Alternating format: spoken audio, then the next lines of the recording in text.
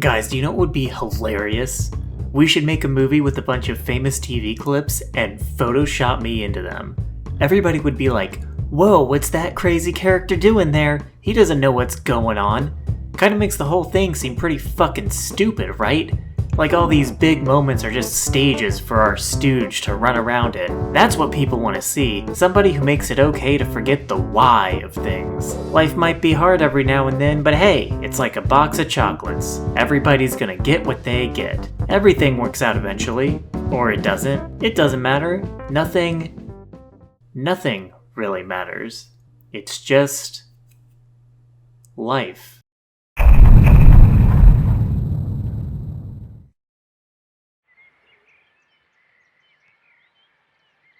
What is Forrest Gump about? If you describe this movie to someone who's never seen it, what would you say? You can talk about the love story between Forrest and Jenny, or the Vietnam War, or the shrimping boat, or Lieutenant Dan, or the poorly aged accent Tom Hanks used. She tastes like cigarettes. But none of these explain what Forrest Gump is. You can't prepare anyone for what to expect here because, despite a 2.5-hour runtime, there's not much going on. I mean, it's not boring. Stuff happens. You can easily point to events in the movie, but it doesn't leave you with much to think about. And unfortunately, I think that is the point of Forrest Gump. It's a movie where things happen and none of it matters. Here's something I bet you didn't know. Forrest Gump is based on a book. Somehow I have seen this movie over 100 times and never knew that. The novel is very different from the film, what with Forrest flying a spaceship that crash lands into a cannibal village, but the biggest diversion is the overall tone. In the novel, Forrest is a cynical and lewd character. He often points out the discrimination he experiences for being dumb and validates it, saying it makes sense that people don't want idiots messing things up all the time. Forrest Hanks is aware of his naivety as well, but he doesn't dwell on it much and is portrayed as more of a happy idiot. This distinction is important because it helps us understand the vision behind the movie. Producer Steve Tisch once said, "Forrest Gump isn't about politics or conservative values. It's about humanity, respect, tolerance, and unconditional love." And you know, that's the exact answer someone would give when they know their movie has no thesis. It's about respect and love, yeah. Tolerance. Tolerance is good. You're just gonna come out of this movie wanting to give everybody a big hug. Forrest Gump is not a challenging movie, it is a film designed to be loved. If you're not familiar with the movie, Forrest is a guy who is really dumb. He's never diagnosed with a disorder, all that's clear is that he's very stupid. He's fun to watch in a movie because he has a funny accent and a lot of heart. He's a hero for the everyman. That doesn't mean role model, no one wants to be Forrest. We just want to see how this crazy character responds to different situations. He doesn't challenge our understanding of intelligence, he creates an expectation of what good, stupid people should act like. Sweet, kind, and completely apolitical. So despite fighting in Vietnam and becoming a millionaire, Forrest never has much to say about any of it. He just enjoys retelling the events exactly as they happened to strangers at the bus stop. The film shows us how this strange man responded to the events of his time, and as a basic premise that's pretty good. But what makes the movie so frustrating is the lengths it goes through to avoid commentary. In fact, it almost feels like it's mocking people who care about society and politics. If we were all like Forrest, a guy who just makes the best of the hand he's dealt, the world would be a much nicer place. But Forrest's life isn't just a random series of misadventures. It's a product of the norms and systems that govern society. Ignorance of those forces doesn't make the problems go away, it just enables them.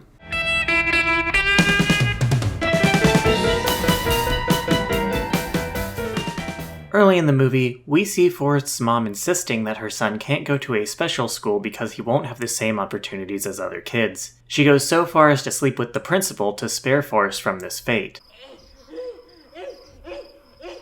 Sometime later, Forrest's famous running prowess is noticed by the high school football coach, which eventually lands him a full college scholarship. Mere moments after graduation, he is approached by an army recruiter. Miss Gump stands next to them, silently. During boot camp, Forrest meets Bubba, the only character in the movie who he can really call a peer. The two become fast friends as they're shipped off to Vietnam together. Definitely don't see this ending badly. The Vietnam arc is one of the most beloved parts of this movie. I remember my middle school teacher lighting up as she played clips of it, telling us there's no better way to learn about the war. which really speaks volumes about the quality of my education. To the film's credit, it does cover some interesting details. One day, it started raining, and it didn't quit for 4 months. There is one item of GI gear that can be the difference between a live grunt and a dead grunt. Socks. Cushion sole, OD green. Try and keep your feet dry. But it's the romanticism accompanying these details that take away from the impact. In the span of 8 minutes, you'll hear all those classic songs filmmakers love using to tell us we're in the 60s. Even as these soldiers endure a grueling march through enemy territory, it's coated with the veneer of American idealism. The war was just one of the pastiches of the era, man. There wouldn't have been a 60s without Vietnam, you dig? The Vietnam arc ends with Forrest holding a dying Bubba in his arms as he listens to his last words. Forrest, why did this happen? You got shot. Then, Bubba said something I won't ever forget. I want to go home. Bubba was my best good friend. And even I know that ain't something you can find just around the corner. It's a heart-ripping moment that would forever scar anyone forced to live through it. Anyway, in the next scene, Forrest is wheeled into the hospital with a cast on his ass and talks about how much he loves ice cream. Lieutenant Dan, ice cream.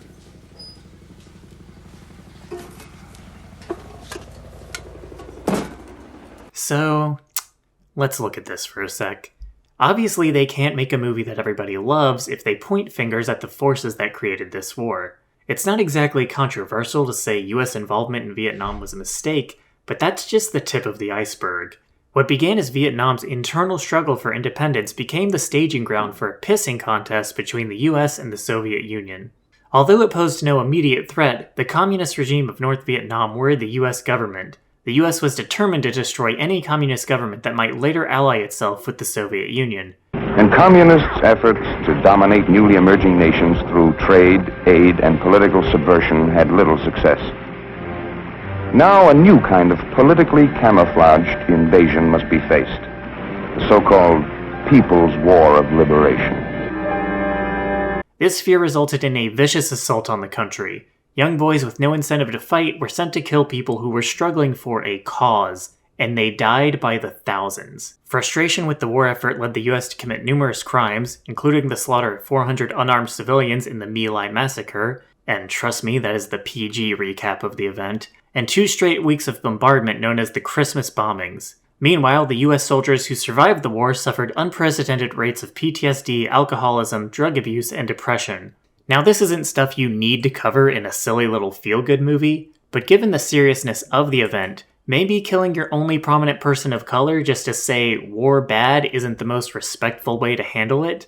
See, you're not here to think. Bubba's death is a procedural emotional release that allows the film to pretend it made you feel something. Want to know what Forrest thought about the war? Well, fuck you. The movie doesn't work if he has opinions. The one time he's asked a direct question about it, the sound system gets cut off. Because that's funny, right? Now you can imagine he said whatever the hell you wanted him to. Why are we still here? Just to suffer? The movie has nothing to say here for the same reason Miss Gump was silent when the army recruited her son during wartime. This is a folk tale that relies on a specific image of America, one that you can continue to be proud of in spite of and because of its craziness. Forrest is clearly not cut out for war. He doesn't understand the conflict, and given his innocent nature, it's hard to believe he'd kill someone unless he had to. It's extremely disturbing that he was talked into joining. But the event is treated as little more than another crazy episode in his life. He doesn't experience PTSD or reflect on the consequences of his friend's death. Hell, Bubba was only there so he'd have a reason to buy the shrimping boat later. Instead, they chose to depict the war as another slice of Americana. You boys are hungry. We got steaks burning right over here. Aside from Bubba's death and Lieutenant Dan's injuries, there's not much commentary on the consequences of war. You know, you can criticize things about America and still highlight the things that make it beautiful, but by glossing over the uglier details, they only helped the perpetual war machine the movie half-heartedly tried to condemn.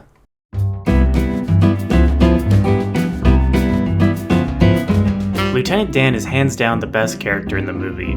His arc is great, his performance is great, and he serves as a much-needed straight man to Forrest. What are you doing here? Well, Thought I'd try out my sea legs. Well, you ain't got no legs, Lieutenant Dan. Yes, I know that. The first thing we learn about Dan is his family history. Somebody in his family had fought and died in every single American war. Coming from a proud line of patriotic martyrs, Dan believes he's destined to meet his end in America's newest war effort. But this fate is ripped away when Forrest rescues him from an ambush. Disabled and unable to fulfill his destiny, Dan is discharged and sinks into depression. He lives in near poverty, surviving off a meager stipend provided by the government. Seeing this, you might think my earlier comment about the movie not showing the consequences of war doesn't hold up. Dan was a deeply patriotic person who believed dying for his country was a noble cause, only for the government to abandon him like a punishment for not shedding enough blood. And while that commentary is definitely there if you're looking for it, it's not what the movie wants you to see. Dan wanted to die in Vietnam. He believed it meant serving a higher purpose. Surviving means he has to live in a world where he has no function. This wasn't supposed to happen. Not to me. I had a destiny. I was Lieutenant Dan Taylor. Anyone who grew up in America can understand this belief even if they don't agree with it. The nobility of dying for your country is pounded into our heads from day one. When Uncle Sam goes to war, he does so for the good of all peoples, and every life lost in pursuit of that purpose has meaning. Promises to oneself. Promises to one's community. Promises to one's country. The Vietnam War helped dispel that illusion for a lot of people, so it's weird that in a time where war protest is at its peak, Dan never utters a word of criticism against the government. Instead, he directs all of his anger towards God. Now, if I accept Jesus into my heart, I'll get to walk beside him in the kingdom of heaven. Did you hear what I said? Walk beside him in the kingdom of heaven. Well, kiss my crippled ass. God is listening. What a crock of shit. He becomes the PureFlix brand of atheist, the one who refuses to believe because he feels God has wronged him in some way. It's not patriotic brainwashing that's to blame for his current state, but the concept of destiny itself. There is no God, life is meaningless, and he was an idiot for ever believing otherwise. Dan eventually finds peace when he joins Forrest on the shrimping boat. His emotional recovery is one thing I like about the movie. Spending time with the oblivious, good-natured Forrest helps him see that disabilities and a lack of purpose don't have to prevent you from living a good life. And although Forrest's final word on the matter is that Dan made his peace with God, the film doesn't outright claim that Dan became religious or that religion played any role in his recovery. The point is that he found a way forward, and how he did that is left to our imagination. In this instance, I think that's a good thing. But because the movie refuses to call out the forces that led to his downward spiral, one could draw the conclusion that his problems were self-inflicted, that the only thing keeping him from living his new life to the fullest was his bad attitude. Of course the army felt bad about his injuries, and they would have done more if they could, but every dollar spent helping soldiers is a dollar that could have been spent on more bombs. And don't we all sleep just a little better at night knowing that money was used to kill communists? Dan should have known that if you pick yourself up by the bootstraps, a freak storm will wipe out all of your business competitors and give you a monopoly in the shrimping industry. It's the American dream, guys. The government may leave you for dead, but if you make peace with it, you just might get rich enough to buy new legs. Custom made. Titanium alloy.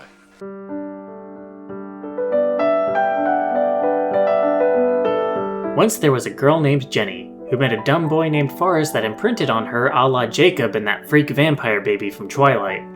It's like gravity. Your whole center shifts. Suddenly, it's not the earth holding you here.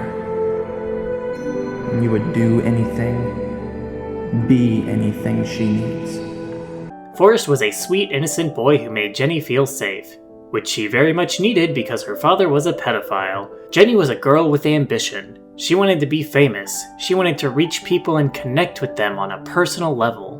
While Jenny cared about Forrest, she realized there were things about her that he could never understand, and they went on different paths. For Jenny, that path would lead to physical abuse, drug abuse, suicide ideation, and finally, resignation that her dreams would go unfulfilled. Not knowing what else to do, she returned to Alabama to live with Forrest. They enjoyed several months of domestic bliss until she finally broke down and slept with him.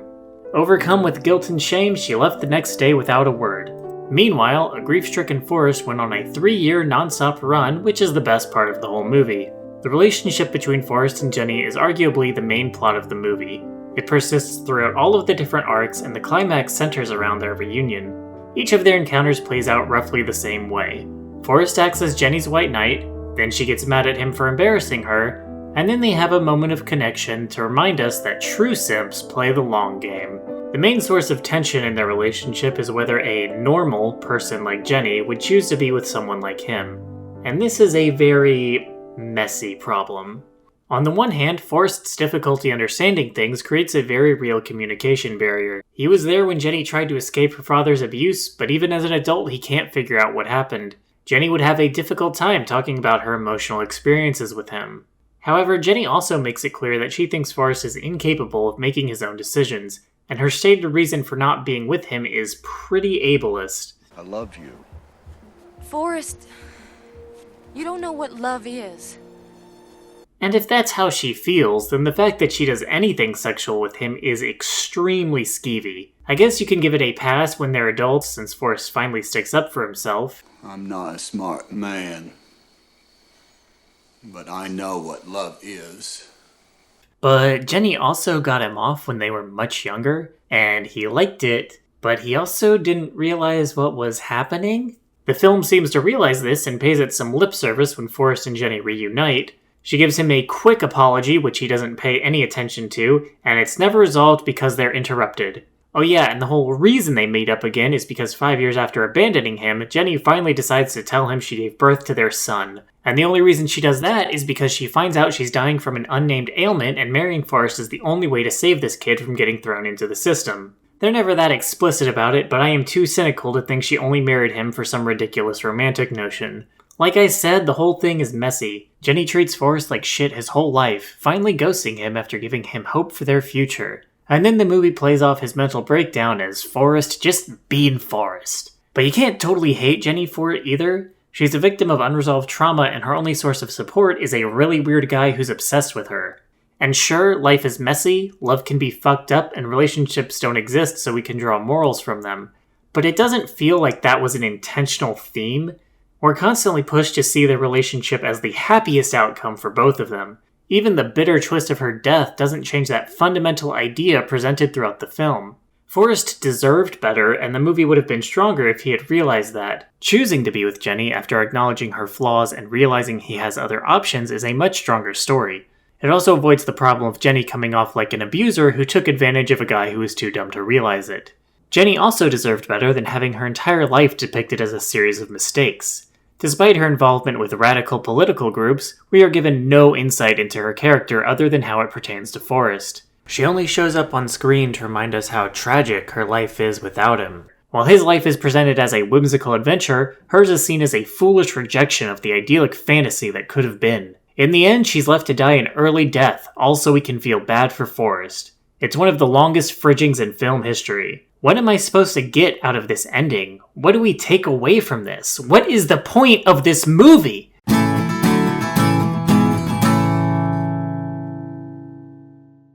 Forrest Gump spans a few decades, and to help us keep track of the time period, scenes often open with a news broadcast covering landmark historic events. No one pays much attention to what's on the TV, it's just there in the background. During one of his reunions with Jenny, Forrest ends up at a Black Panther meeting. As he stares longingly out the window at the nation's capital, his reverie is cut off when a young man pulls down a curtain littered with revolutionary posters. Duck that blonde man and get your white ass away from that window. Don't you know we in a war here? Now doesn't that seem a little silly? We just saw Forrest in an actual war. The comparison sure makes this guy look like a self-important chump. Maybe this angry young man can explain it for us. We are here to offer protection and help for all those who need our help. Because we, the Black Panthers, are against the war in Vietnam. Yes, we are against any war where black soldiers are sent to the front line to die for a country that hates them. Yes, we are against any war where black soldiers go to fight and come to be brutalized and killed in their own communities as they sleep in their beds. Maybe you should pay attention to this, bud. Sounds pretty Oh! Okay, I guess we're done with that. Did you happen to catch that bit at the end there? And come to be brutalized and killed in their own communities as they sleep in their beds at night. Just a casual reference to the real-life assassination of Fred Hampton by the US government as the movie draws our attention elsewhere. Totally cool and respectful. Was it really necessary for this to happen here? They've made it so that this entire speech is nothing but a way to create atmosphere. We're not supposed to listen to it, really. It just makes us feel like we're in the 60s. They've turned the Black Panthers into a set decoration. What makes it truly amazing is that the film includes a prime example of what this guy is talking about. I know some people will say Bubba's situation was no different than any of the white guys there. Well, let's do a one-for-one comparison with Forrest. They're both kinda dumb and neither are very rich, so they seem pretty similar at first glance. But one key difference is that Bubba was drafted. The first thing he tells Forrest is that he had an entire business plan that's been put on hold. I was just looking into buying a boat of my own and got drafted. I know everything there is to know about the shrimping business. Matter of fact, I'm going into the shrimping business for myself after I get out the army. We also learn that Bubba's family is poor because their ancestors were slaves. They never had any land or property to build on, and his mom had been doing the same work her relatives did to make ends meet. Just as her son is about to launch his own business and do the pull yourself up by the bootstraps thing, America decides his life would be better spent killing commies in a far-off country. Meanwhile, Forrest's mother inherited her house, and she still has financial security in the event of her son's death. Bubba's death meant his family lost a much-needed source of income. So which of these two had more at stake here? This Black Panther scene, guys, this is the thing that perfectly captures the essence of Forrest Gump. Anything of value we could have taken from this movie is deliberately obscured. Don't you feel a little silly worrying about things like war and politics when this simpleton makes the world a better place every day without knowing about such things? It's like Forrest's mama always said, life was like a box of chocolates. You never know what you're gonna get. So all you can do is make the most of the box you got. Granted, because of ableism, your box probably includes a lack of opportunities. Because of imperialism, it may include PTSD. Because of slavery and Jim Crow, there's a good chance it contains poverty. Because of inefficient or non-existent support systems, it will almost definitely include drug abuse, depression, and an early death. But fuck it. Everybody's dealing with stuff. So long as you are oblivious to those problems, you are impervious to them. Knowing about it won't make it better, and you're even dumber than Forrest if you think otherwise. None of it matters. Live your life free of social responsibility. This is why Steve Tisch specifically called out conservative values when defending the film. Republicans lionized this movie. They see it as an endorsement of traditional America and individualism. It landed on the National Review's Top 100 Best Conservative Movies of All Time list, and was used as a talking point for Newt Gingrich when he was the House Minority Whip. But Forrest Gump is not a conservative film. It can be read as conservative, it can be read as liberal, it could even be read as radical if you're squinting really hard. And that is because it is apolitical in the worst sense of the word. It looks at all the people who believe in something and says, "Ha, that's silly. Just be nice." The final thought Forrest leaves us with is this. I don't know if Mama was right or if it's Lieutenant Dan. I don't know if we each have a destiny or if we're all just floating around accidental like on a breeze. But I think maybe it's both. Maybe both is happening at the same time. 2.5 hours for a pseudo-endorsement of deism. Powerful stuff. I grew up watching Forrest Gump. It was on TV all the time, and I can tell you the plot by heart. I didn't love it back then, and I don't hate it now. I just wonder how much of an influence it had on me. Combined with everything else we've seen, This ending message gives the impression that we are powerless to change the problems in our world and should just put up with them. Everything would be a lot easier if we chased our own happiness. Only then will the fighting stop and everyone can appreciate life's beauty. Easy answers like this trick people into thinking that activism is a waste of time, that anyone who cares too much is actually part of the problem. That's not a message of love and tolerance, it's an endorsement of nihilism. We have to understand why poverty persists, the circumstances that create an abuser, the consequences of trauma, the systems, the corruption, the politics that keep people down if we want any hope of changing things. And that's the video. If you got something useful out of this and think others could too, please give it a like, share it, that is a huge help, and consider subscribing. Thanks for watching, thanks to my patrons, see you next time.